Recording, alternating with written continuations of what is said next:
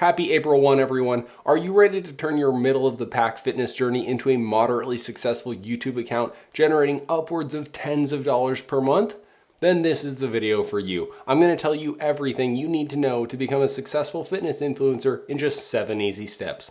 Before we begin though, make sure you absolutely destroy that like button down below even though you have no idea what I'm about to say. Seriously, just reward me. Okay, as we all know, fitness is a long journey, and the first step that I need you to do is to start, grow, and then sell your own company. Now you might be saying, Justin, what does that have to do with being a fitness influencer? The very first step to becoming a successful fitness YouTuber is becoming independently wealthy. Now, you might be asking yourself, well, what kind of company should I start? You can start a web consulting firm. You can start a marketing consulting firm. You can even start a web marketing consulting firm. It doesn't matter. The options are literally those. You just need to be rich. Number 2, you need to look good. You think it matters how much you know? Wrong. It doesn't. It matters how much you look like you know. Look, just because you don't technically have a degree in anything related to sports doesn't mean you're not inherently qualified to dole out medical advice to strangers, right? You've got some tight-fitting clothes, a pretty location, and a camera that can shoot slow motion. And come on, filming inside a dark room like this? Boring. Go outside to a park for some reason. Your advice will be better and you totally won't look weird at all. This next step is super important. You need a great Instagram. Come on, look at these selfies. You think this guy knows what he's talking about? He looks like he gets tired running upstairs. I need you to grab a friend with a camera.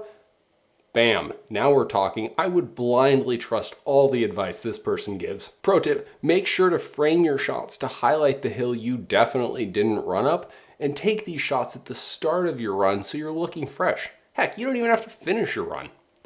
Next, start promoting your videos. You've got a couple of options here, but by far the most tried and true method is to subtly drop your content into every semi-related subreddit, Facebook group, and local club GroupMe that you can.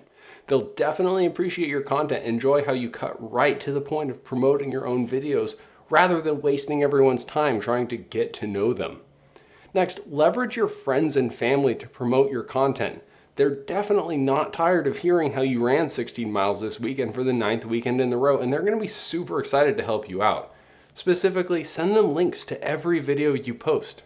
And hey, sometimes people forget, so if they don't share them, call them out and remind them. They'll appreciate it. Next, I just want to take a quick break to tell you about the sponsor for this video, Jugs of Water. Do you want to make random strangers on the street know you're super serious about fitness? Try carrying around some jugs of water. Enter code HYDRATED at checkout to save 8 cents.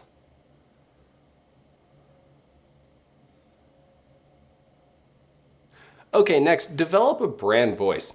It's not enough to just openly and honestly share what's on your mind. You need to strike the right balance that conveys to your followers that they should be sympathetic to you, but also to let them know that you're better than they are. Try this. Wow, some days are really hard. It just wasn't my day today. I guess 18 miles at 5:45 per mile pace is really all I've got in me. Now, just combine that with some way too deep thoughts about riding a bike, an activity so easy that literal toddlers do it, and bam, you're on your way to a solid 858 Instagram followers in only 4 years of effort. Next up, do all the product unboxings you can. Sure, your audience is made up of adults, but isn't it fun to slowly open boxes using a comically large knife from 4 different angles while creating nothing more than a hedonistic mukbang to the shrine of materialism? Pretend you're Walter Cronkite while showing 4K B-roll of this week's latest fitness trend. Your audience doesn't want to know actually anything of value. They want to see you take it out of the box, try it on, hear you rate it a 10 out of 10 because it turned on. Most importantly, make sure they know that without this new $700 watch, you could never have gone on your 30-minute run. How would you know how long it was? Literally impossible. Next, become a brand ambassador. Nothing says I've made it as an amateur athlete like paying a company to promote their products. Whether that's a plant-based recovery drink, a plant-based protein shake, a plant-based endurance drink, or a plant-based meal prep service, the options are all, I guess, plant-based? I don't know. While we're talking about brands, make sure to promote every little thing you care about. Your followers need to know that you have their best interest at heart. And what's in your heart? Say it with me. Affiliate links. If you've ever wondered how much it costs to sell your soul, the answer is just 1 to 4% of all products sold using the link in my bio. P.S. There's a link in my bio. You should definitely go click on it. Lastly, and this is the most important thing, make sure to never, ever share any real stats or data with your followers. By combining a perfectly curated set of photos, selective stat posting, and some loose rounding, you can make it to the top without ever having to actually be any good. Remember, you're not an expert. You're an influencer, and nobody's out there peer reviewing inspirational quotes. And actually, one last bonus tip, just get weirdly into coffee. I don't know why, just make sure to spend at least 3 minutes of every 12-minute video showing your third wave high acidity beans blooming in your Chemex or AeroPress ever so gently in the morning sun. All right, that was a bit of fun. Happy April Fools. Before we go, instead of highlighting some bullshit supplement or piece of tech, I just want to take a second to tell you about the Challenged Athletes Foundation. Some of you might have known that I've gotten the opportunity to race with enabled athletes, and it is something that I'm actually passionate about and I would like to be more closely connected with in the future. CAF in particular is a 501c3 whose goal is to support athletes with disabilities by giving them access to the expensive adaptive sports equipment they need to play and compete.